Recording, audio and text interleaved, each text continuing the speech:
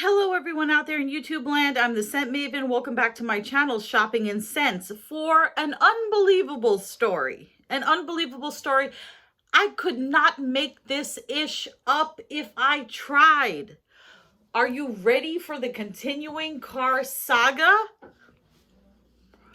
This is not clickbait. I could not make this up. This actually happened to me today. I got into another accident in the new used car. Somebody hit me. That's the short story. But let me tell you how it began. So, you guys know that I had an issue with the car not having a key fob, the seat belt being shredded in the back, one of them, filth underneath the seats. And today, as it was raining, as I was driving home and it started to rain, I realized I needed new windshield wipers because it looked like the windshield wipers hadn't been changed since the car was first created. They were, the rubber was, you know when the windshield wipers drag a little bit like that? They were they were crappy windshield wipers, and I was like, the manager was supposed to call me to let me know when I could expect the key person to come out and make the key fob.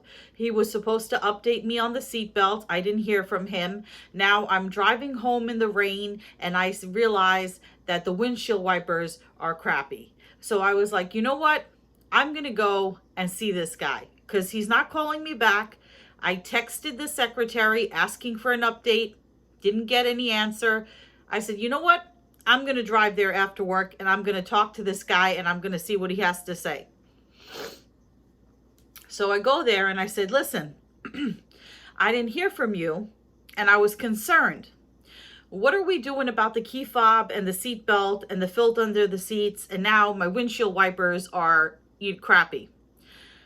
So he said to me, I texted he's like, I got, very busy here at the store. I should have called you, not the store, the dealership. I got very busy. I meant to call you, but I got sidetracked. He said, I did text the woman and he showed me the text. He said, I did text my key creator person, and she was supposed to call you and set up a time to meet with you, and she'll cut the key right there and program the key fob for you. She'll come to your work or your home, whatever you prefer, and we'll take care of it. The seatbelt, he had his mechanic guy, assistant guy, go out, take a picture of the seatbelt, and he's like, we'll order you a new seatbelt and we'll change it out for you, but it's going to take at least 7 to 10 days or so before we can actually get a hold of the seatbelt. We have to order it, but we'll change it for you. And he's like, the windshield wipers will change for you right now. He said, we'll give you the best wipers. So they gave me brand new windshield wipers. The woman is supposed to set up a time with me. He gave me her number. She's supposed to set up a time to do the key fob thing. And they're ordering the seatbelt.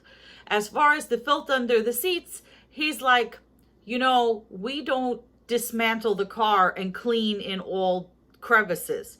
He's like, we don't dismantle the back seat and clean underneath it. He's like, if you bought a used sofa, you're going to find crumbs and dirt underneath it. It's, comes with buying something used. He said, if you want the car to be perfect, don't buy a used car. Buy a new car, because used cars are used and they're never perfect. So he's like, if you want, I'll have my guy go out there and clean under the seats. And I said, it's not necessary because he would have to unscrew the seats. He tried to do the same thing as the other woman and say that the mechanic ripped the seatbelt when he put the car seats on, the car seat covers. And I was like, no, because it was tucked under. The fray part was tucked under so you couldn't see it. And then just putting the seat covers on revealed that. So he's ordering me the seatbelt, so he says. So he's like, oh, I want you to be happy. And, and I was like, well, take care of these things for me. So I'm going to give him the benefit of the doubt. So I'm leaving the car dealership and I get maybe 1 block, 2 blocks, and somebody hits my car. I'm in the right lane. We're on the street this time, not on the highway. I'm in the right lane. This idiot is in the middle lane. This is the excuse they gave. I feel something tap my car, and I was like, mother effer. Don't tell me this ish is happening again. So I heard emergency sirens, you know, because like an ambulance or a fire truck or something must have been going by. So the idiot that tapped the side of my car claimed that he was trying to pull aside to make way for the emergency vehicle. And let me tell you, it was a husband and wife, and the wife was the real witch, because the husband was a little more mousy, but the wife was the witch. So she's like, well, you're supposed to pull aside for an emergency vehicle, and you didn't properly pull aside, and we had to pull aside, and that's how come we tapped your car. And I was like, no, you pull aside for emergency vehicle in a safe way. You don't plow into another car. You wouldn't plow into a tree, would you? To get away from, or to pull away from an emergency vehicle? You hit my car. So I'm looking to see if there's any dents or damage or anything. It looked like there might have been a couple of like little scratches.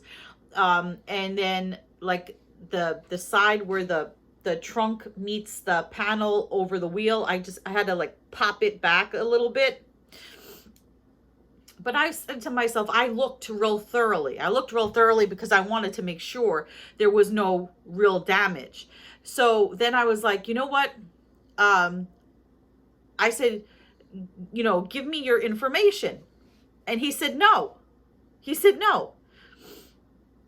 He said, I'm not giving you my information. I said, well, why not? He's like, well, the last time something like this happened, the guy claimed all kinds of damage on his car when there wasn't really any damage there. I'm not getting into that again. I said, well, you have to give me your information because you hit me.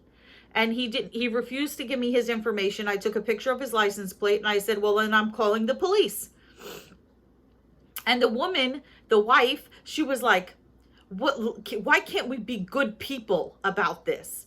And I was like, because you're driving a piece of ish car and you hit my brand new car. That's why we can't be nice people about this. And you could just give me your information or I'm calling the police. So she's like, well, she's like, call the police. So I called the police. I called the police and I told them, I said, I gave them the intersection where I was. And I said, I've been hit by another vehicle. The other driver is at the scene, but refuses to give me their information. And I want the police to come out here and take a report or do something. So in the meantime, while I'm waiting for the police, what happened? Oh, I called the car dealership, which was right up the block. And I said to the manager, I said, listen, I was just there. You're not going to believe this. I said, I'm down the block from you guys and this idiot hit me. I said, can you send one of your guys down here just to check the car to see if it's really messed up or not? And he's like, okay. So he sent one of his guys and the guy looked at the car and he took pictures and I took pictures and he's like, it looks okay. It looks okay. And, so the guy that hit me, he was like, well, you see, I don't see anything wrong. Your friend doesn't see anything wrong. I don't see why we have to stay here. And, you know, there is nothing wrong and all this other stuff, right? So, excuse my dog snoring. So I said to him, no. I said, you don't want to give me your information. I'm waiting for the police. I said, I'm waiting there for the police, right? And there's a gas station across the street and I see like a police car SUV. This must have been about 15 minutes later. You know, police take forever if it's an accident where nobody's injured. So I see this police SUV pulling into the gas station and I'm like, maybe they're going to make a U-turn, come around. Maybe they don't see me. So I walked over towards where the gas station was and I started going like this. I was like, help, help. And so I flagged them down and they came over. And I said, listen, I just called the police. This guy hit me. He hit me and he refuses to give me his information. And they're like, well, you need such and such precinct. We're another precinct. This is not our precinct. You need this number. You need such number precinct. We're this number precinct. And they were about to pull away. And then they were like, they said, well, what's the issue? I said, he refused to give me his information. So he's like, you know what? Before they pulled away, he's like, he said to me, he's like, we'll help you out because you'll be waiting here forever. He's like, let's see what we can do. So this regular sized cop, he gets out of the car, and then the other cop gets out from the other side of the car. He must have been 6'4".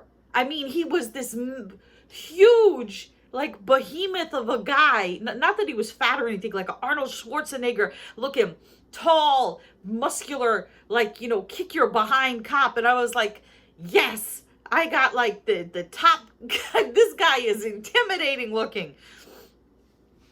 So they go over the big hulking guy. He goes over to the man that hit me, and he says to him,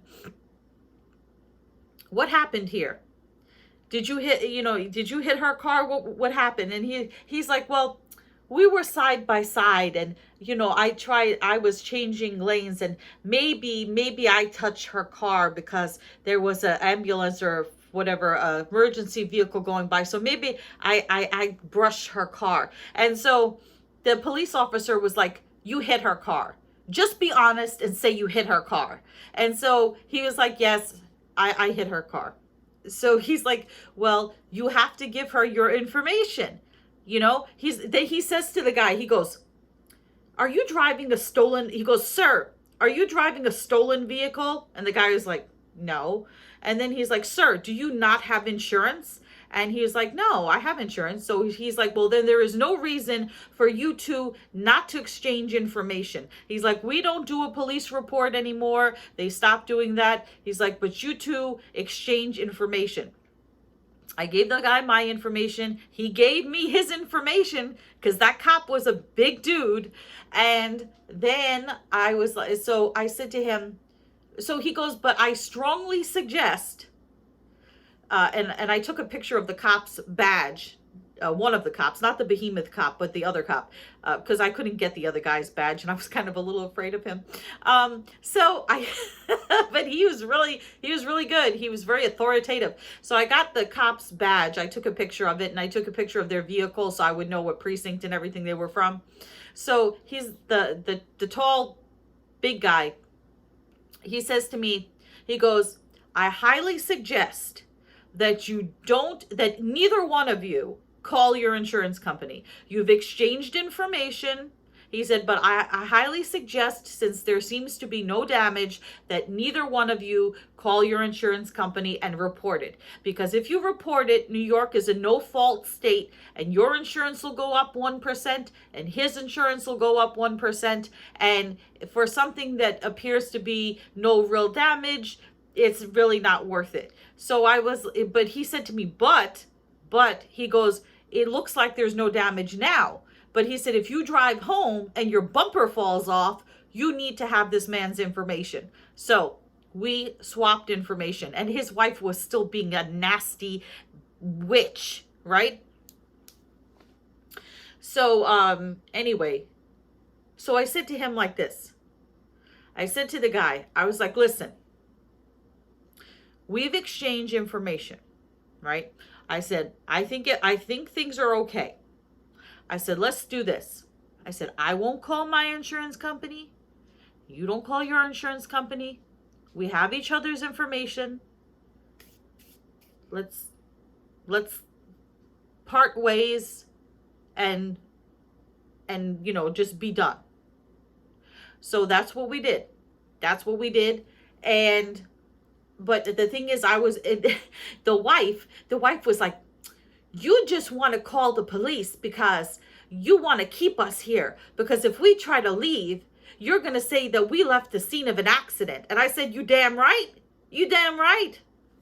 I'm going to say that. So, she was a nasty woman. Nasty, And so I'm not gonna, you know what? I love all people. I do. I love all people of all races and religions and, nationalities. I have nothing against you people. I love all people, right? But I will just say these were religious people. Um, the guy was like, from his license, he's 3 years older than me, and he had a flip phone, and he was driving like a 2006 Toyota Corolla that was beat to all hell. So I was like, I told the cop, I said, I know why he doesn't want to give me his information, because his car is a piece of ish and my car is brand new. I said, I just got this car 3 days ago. 3 days ago. I said, well, actually, today's the 4th day. 3 days ago. And he hit me. Why am I a idiot magnet? Why am I a bad car driver idiot magnet? So he was not getting out of that. He was not, the police were not believing him. Oh, I was trying to move out of the way of an emergency vehicle, and that's why I tapped her car. No, that's not what happens. Okay? Yes, when there's an emergency vehicle coming up, you pull off to the side of the road in a safe way. You check, and then you safely pull off to the side of the road. You don't ram another car, because then, you know what? They're going to have to send another emergency vehicle for you. Oh, dear Lord.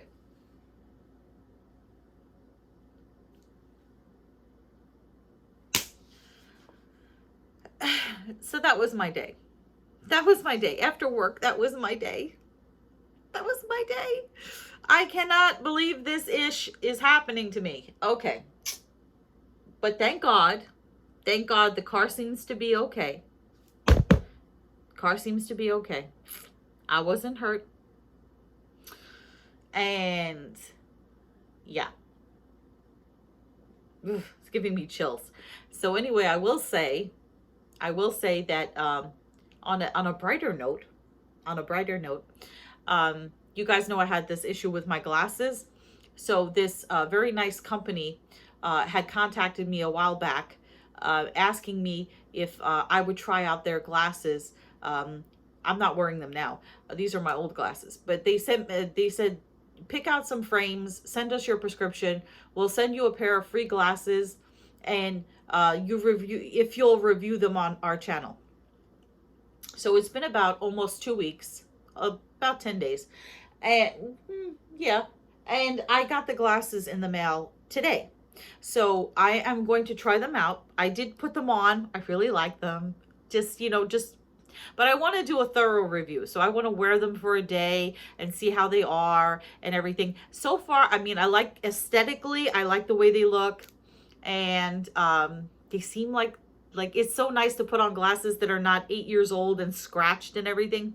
So or 7 to 8 years old. So I did get the new glasses. So first impressions, really nice, but I'm not going to promote a company on my channel unless I really test out the product and see how it is. So tomorrow I will try out the new glasses, and then I will see how they are. And then I will report back to you whether the company is a good deal or not. So that's going to conclude this episode.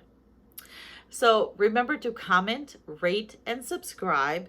Click the notification bell so you get notified of all my videos. And follow me on Instagram at Shopping and Sense. But until next time, goodbye everyone out there in YouTube land.